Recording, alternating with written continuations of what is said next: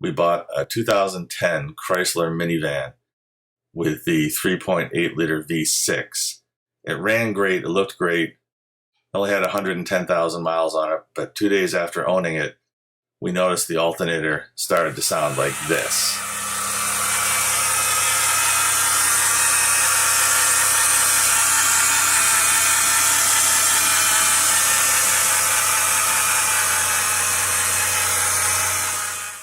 I was not 100% sure if it was the alternator or if it was a bearing on one of the pulleys or the belt tensioner. So we replaced all those. We replaced the belt tensioner, pulleys, and alternator, and it sounded like this.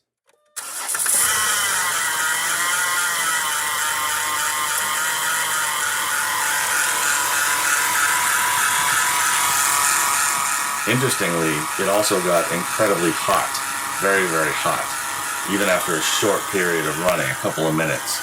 So we bought another alternator, installed it, and now it sounds like this.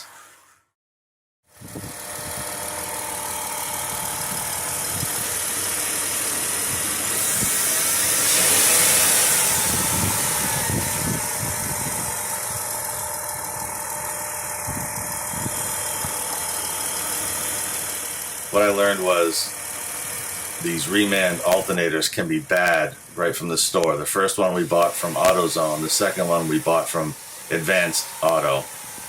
It's a 160 amp alternator and it seems fine. So even new ones can be bad.